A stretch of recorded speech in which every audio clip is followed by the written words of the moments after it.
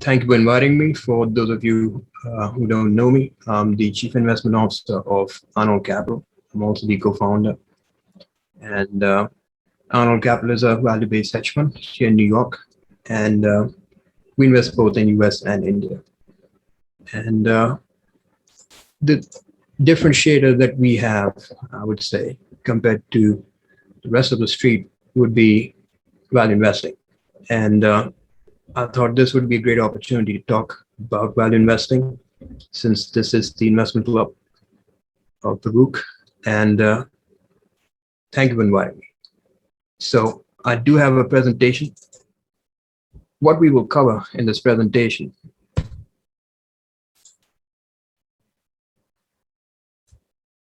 right?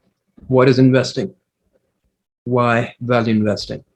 Why you should invest for the long term? Qualities of a value investor.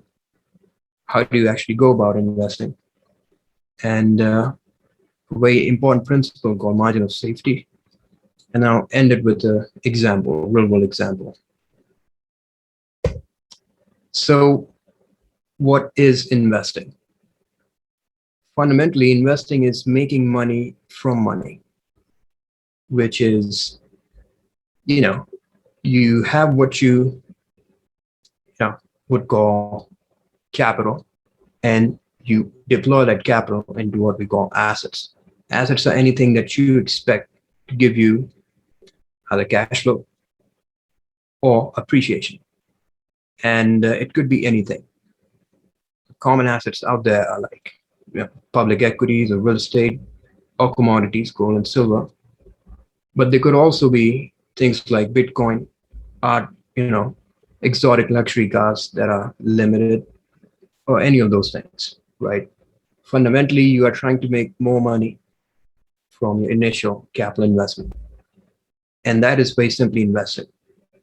However, the way I would define investing as a value investor would be investing, or prudent investing is one which ensures safety of principle, or emphasizes safety of principle, and then gives an adequate return over that.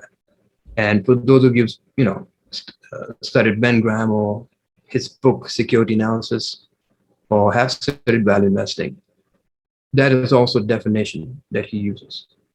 And I think that makes sense, and you guys will figure out why as we progress. And then why value investing? And when you think about why certain investment strategies have worked over long periods of time and why others haven't, you will find patterns. And one of the patterns that exists out there is that value investing has worked. If executed properly, it has proven to work for over, more than half a century.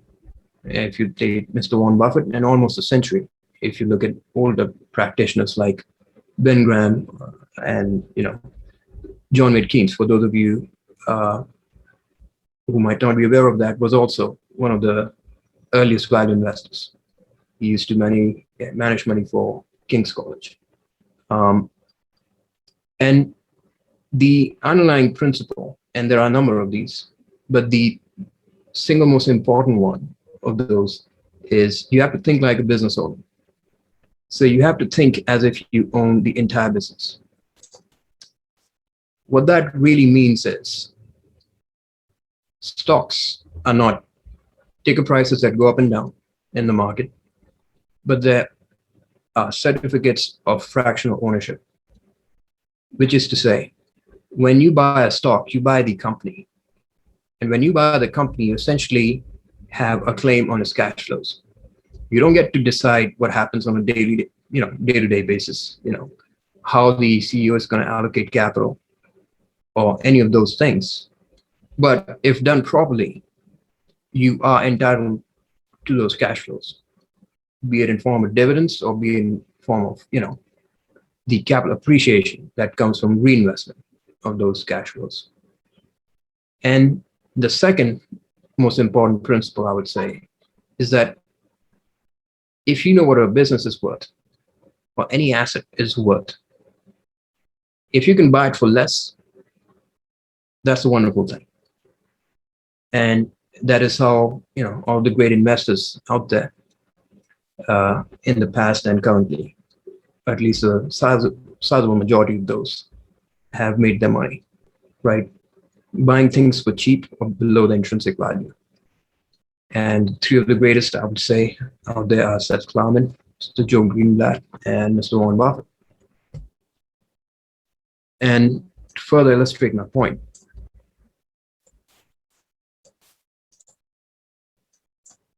every business has an intrinsic value if it's profitable, right?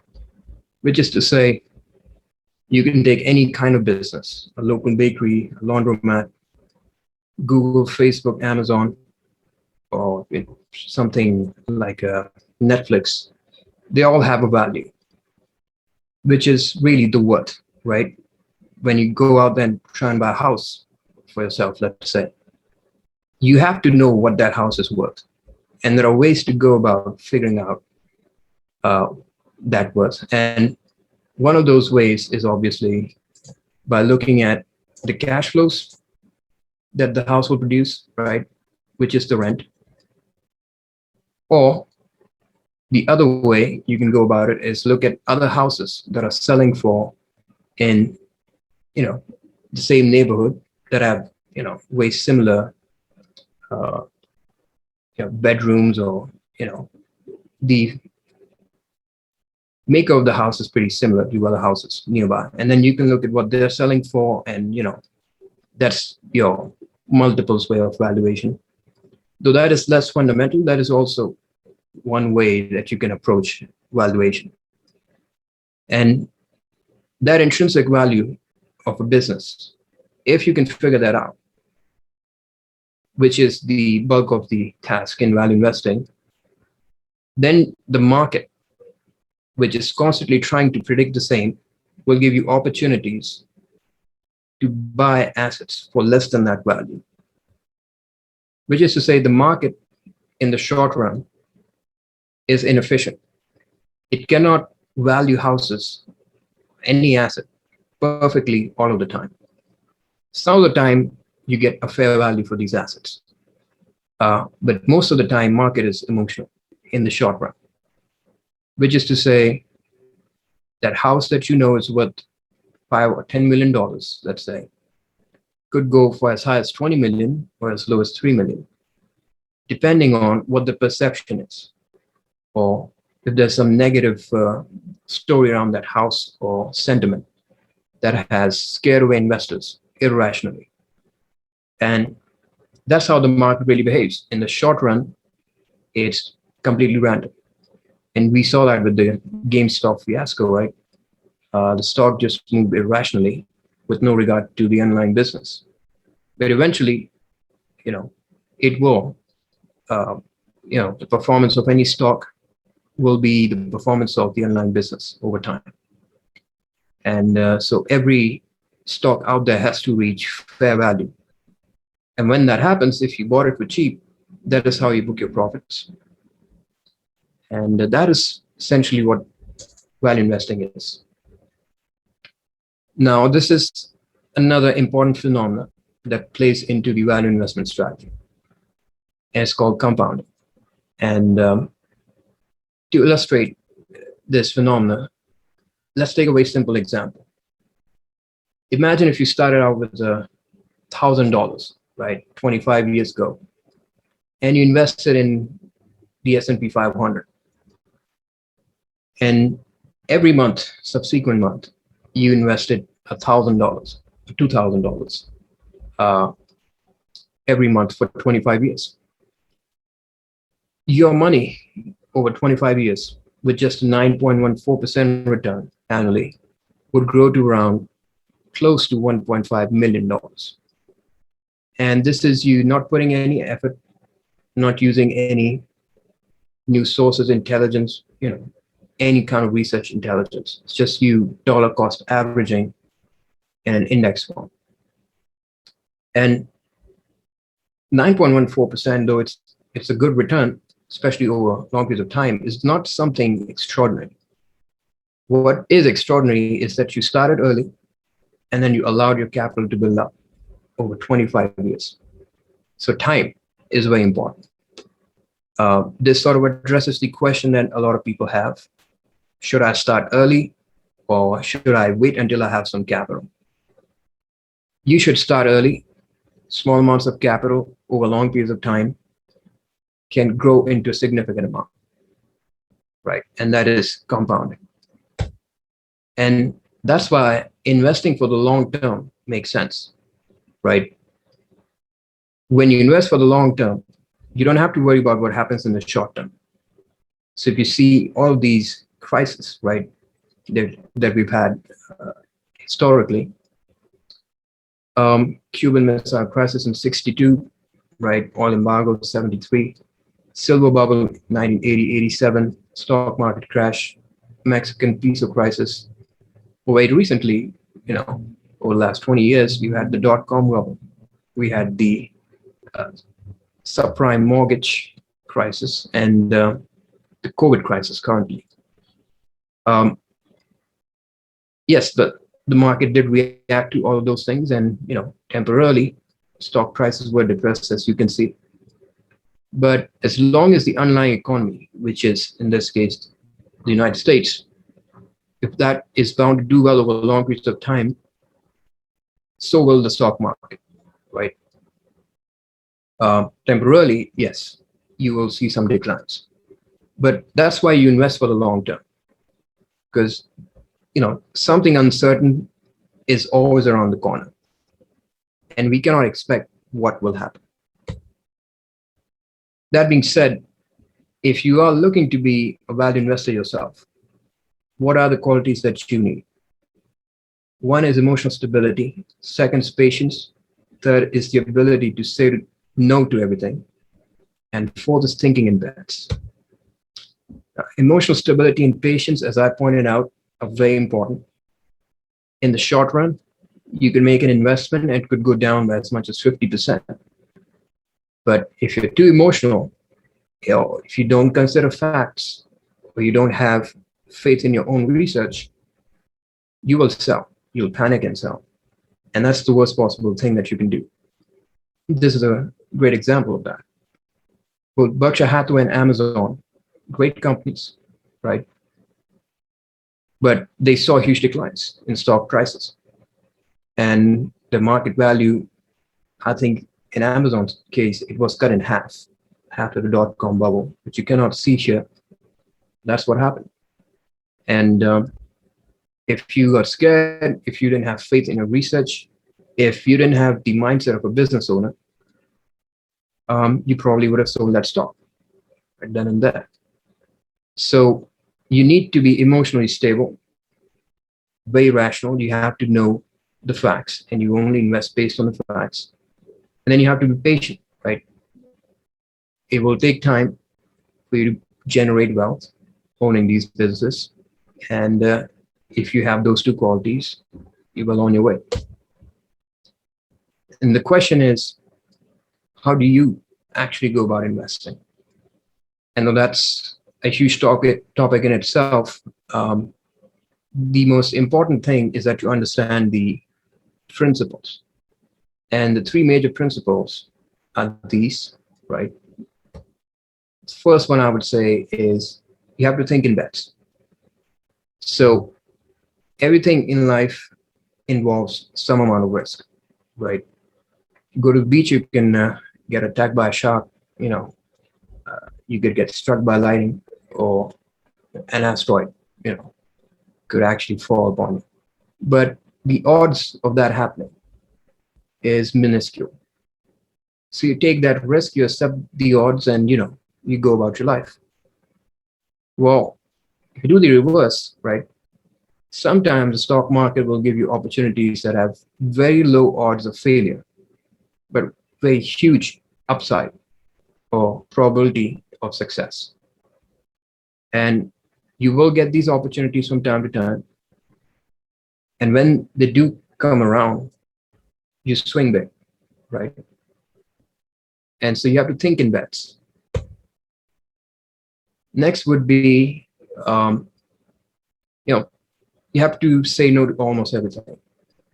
What that really means is that you have to have good filters, that allow you to filter out average, below average, or poor investment opportunities right away. Because the time is limited. There are thousands of stocks out there, and you want to focus your time on things that can at least make you money. So you want to remove things that have very low probability of making you any money, or that you cannot be sure about. Imagine if you were getting married, right? You wouldn't have the opportunity to know millions of men or women around you. You will have few good opportunities, right? And you will create those for yourself by filtering out a whole bunch of them. And there could be a number of parameters for that. But you would be filtering out a lot of people to get to the people that you think would be a good fit. And no different with stocks. Thousands of stocks out there. You won't have the time to research all of those. So how do you know where you should dedicate your time, or if this is good use of time? Only way you can figure out is by having good filters. And the last one is really the most important, I would say. So margin of safety. Think about when you get into an elevator, right? Typically, there's a label there that shows you the maximum capacity, right? 12 people, 16 people, 20 people. It's a big one. But think about this, right? If, let's say, the capacity is 8 and 10 of your friends get on an elevator, would it break down? Would everybody fall to their deaths? Probably not. The engineers who were designing that elevator knew that human beings are not perfect. We are prone to mistakes. And so they already built in a margin of safety. Probably the elevator that has an 8 people limit can take up to 16 or even 20 or 25 people even.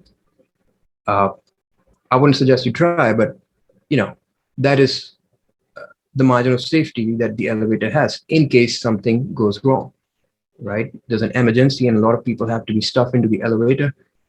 Any number of scenarios could happen in which the elevator might be overburdened. And so we assume that we don't know perfectly what's going to happen in the future. And based on that assumption, we try and buy things for cheap.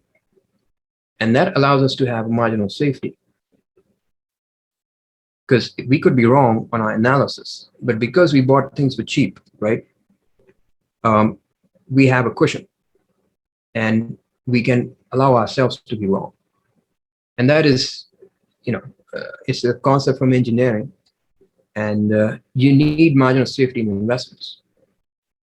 If you're wrong, well, are you still good, right? Or if your assumptions are slightly off, will this investment still hold good for you moving forward? And a great example of one such investment, we believe, and we do own this in our portfolio. And full disclaimer, this is not to be construed as investment advice. We may or may not hold this position in the future. That being said, this we believe is a great company, Lear Corporation. They're the leading seat supplier in the US. And they've got a very strong balance sheet. We bought them for a huge discount to intrinsic value, and they are a very high quality business. And these are sort of the 3 things that we look for in all of our investments. And why is this a high quality investment? Well, they have what we call a moat. They work hand in hand with their OEMs, which are, BMW, Ford, and other players. And, the seat and the automotive body both have to work in sync. Otherwise, their OEMs or their customers could stand to lose millions. So for somebody else to come in and take their place could mean millions of dollars of losses in supply chain. inefficiencies. And as long as they keep doing what they're doing at a reasonable level of quality, it will be very difficult for them to be computed away. The profits to be computed away. And you want investments that have that sort of competitive advantage over their peers, right? And this is sort of an example of what we believe Lear's intrinsic value is. You'll have an expected return of around 87%, right? And as you can see, the blue line is at a slope, right? And that implies that the intrinsic value is not a fixed number. It can actually grow or, in either direction, right? It could grow positively or negatively. And so as a value investor, your job really, or our job, is to figure out the intrinsic value of any business and know if it's going to be maintained, if it's going to grow. Hopefully it won't decrease, right, over time. And the margin of safety comes from the fact that you paid a very cheap price, like 140 here in this case, for your investment. So think about it. If the business loses, almost, this is not quite half, but 50% of its value, right, almost 50%, because you paid a cheap price for it, which is 140 in this case, your principal is still protected, right? And that is the margin of safety I was speaking about earlier. And if you buy a high quality business, the intrinsic value should be maintained. So you reduce that risk by paying for quality.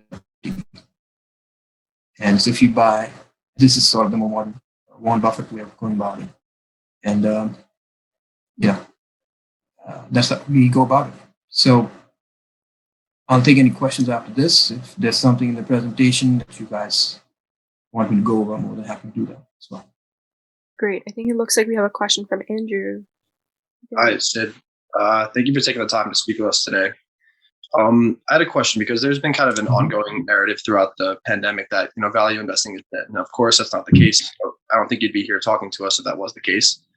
So I'm curious, kind of a two-part question.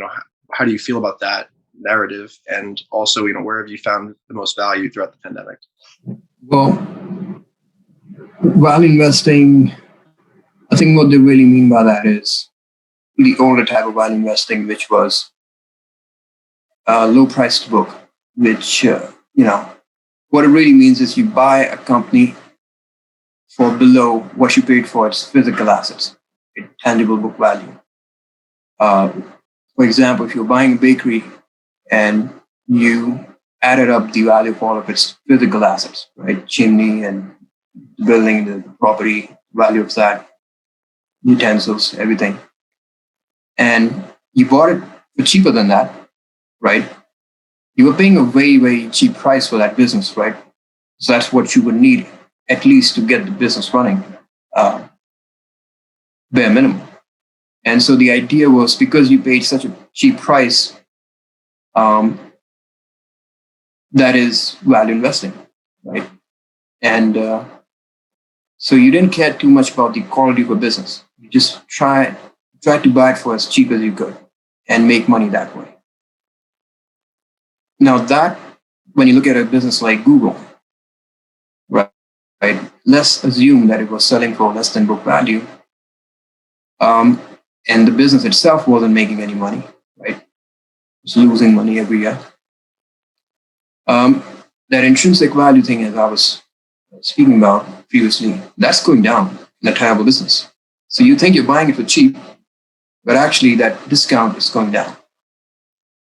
So that's one problem with that type of investing, or defining value investing as just buying things for cheap. So that might be out of favor, right?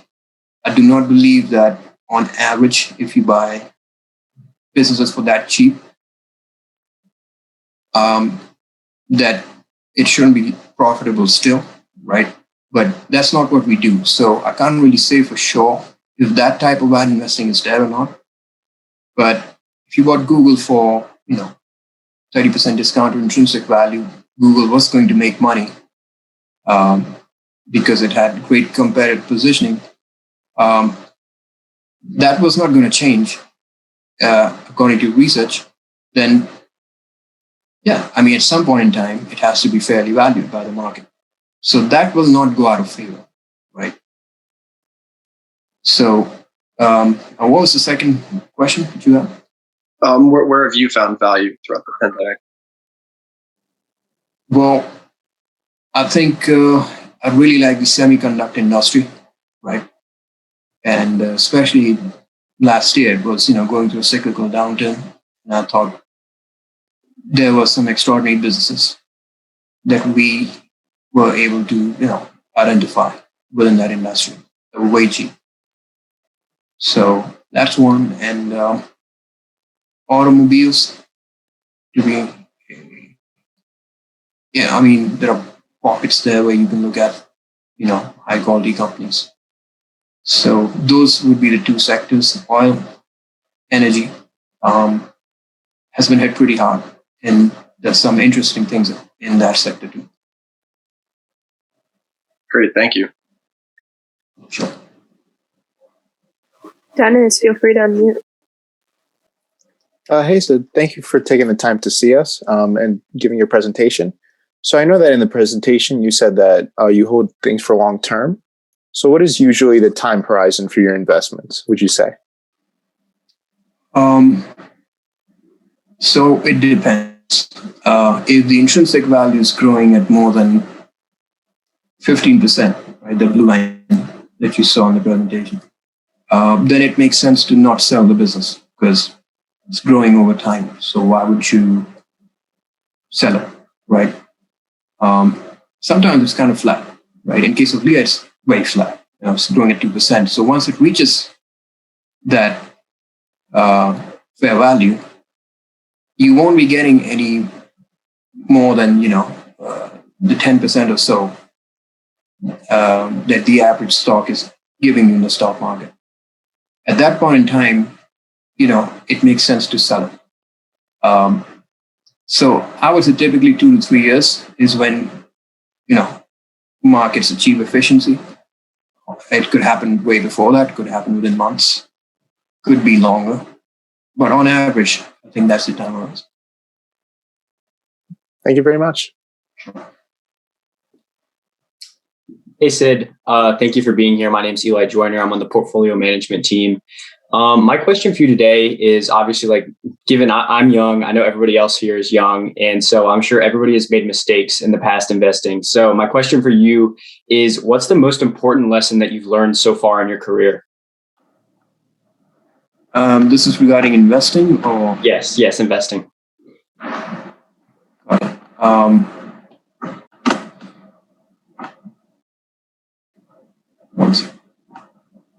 So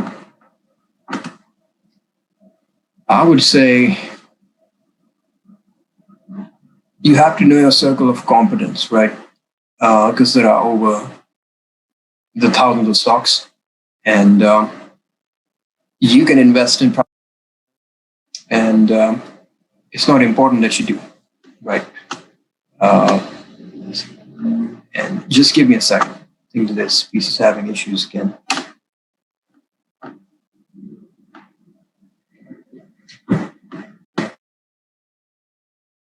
Well, but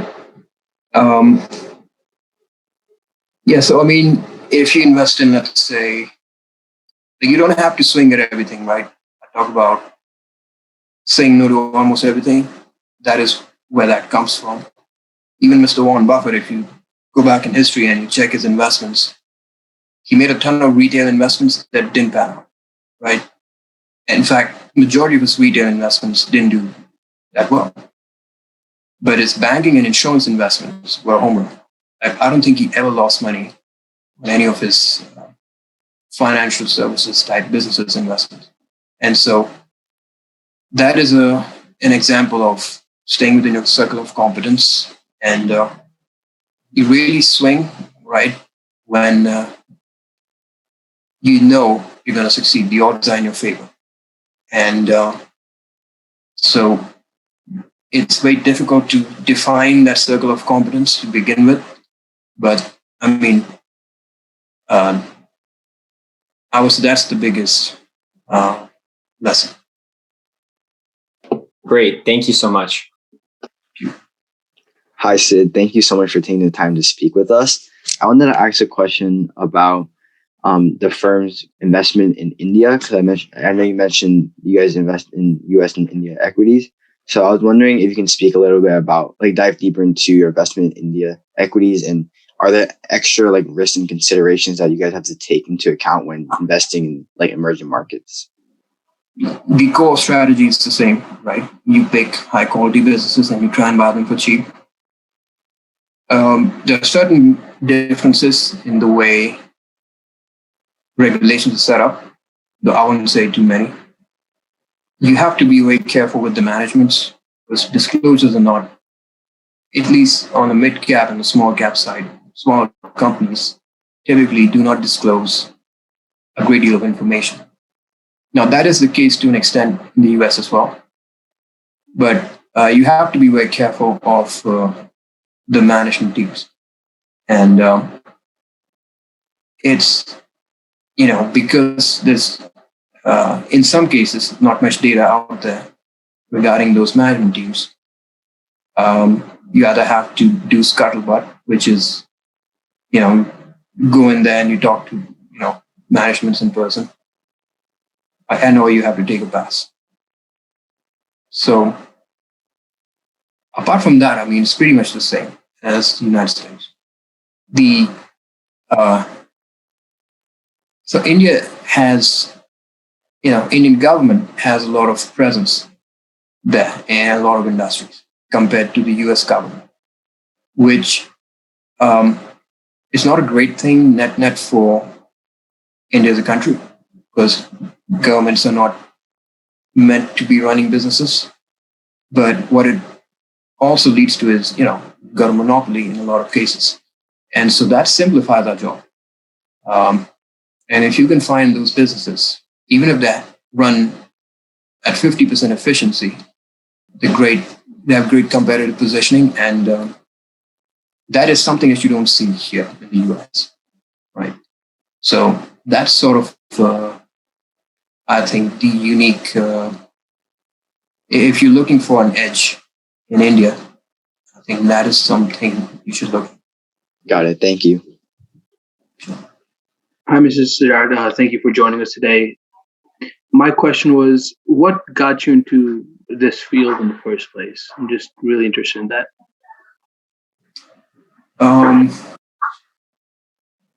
So I started investing in real estate very long time ago, almost a decade ago. And in India, there's a rare phenomenon, which is there's a lot of undeveloped land, right? If you have certain insights, right, this land will be approved eventually 6 to 8 months down the line for, residential use.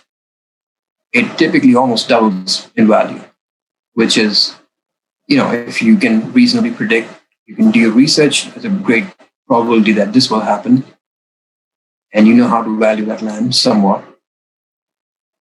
That's a great upside, right? You double your money in less than a year. The moment that happens, it kind of doubles the market. It's sort of like when you announce acquisitions, right? If your company was getting acquired and somebody said we'll pay $2 billion for it, the market will immediately react to that news, and you won't be able to then. There's no alpha left, right? Or there's no return left, I should say. So it achieves efficiency that way. So that was a quirk of the Indian market. Probably does not happen that frequently in the US or other developed markets or mature markets, right? You will still find those opportunities here. So, and that happened too frequently. right? And still exists in India, that kind of opportunity. So that was my introduction to, I would say, inefficient markets, right? Markets are not wise because I can look at certain locations and be almost close to 100% certain that this will be developed eventually or be approved for residential use. So that, and then, I have a background in engineering. So had a lot of experiences, visiting industries, looking at meeting managements and looking at how what the differences were between different management teams and how certain businesses were very difficult. Certain, you could put anybody in place there and you would still make money. And this value investing was really an intersection of, inefficiency and my knowledge of businesses. So I think it just made logical sense that, I would pursue this. So that's sort of how I got into it. I was introduced to value investing by one of my friends. He recommended a book. If you guys are interested, I think it's a great book. It's called One Up on the Wall Street. Peter Lynch wrote that book a long time ago. And that's a great introduction to value investing for those of you who are interested. So that's how I got started. Does IronHold still invest in real estate? We do. We don't invest in India right now. It's basically United States and really neighboring states of New York. So not in India as of yet. Gotcha. Thank you. Actually, to follow up, I'm sorry about that. Do you think the current forbearance and the eviction moratorium, how do you think that's going to have an impact on real estate prices throughout New York and throughout the country? Do you think certain regions will see a tremendous increase, such as Austin or places in Florida?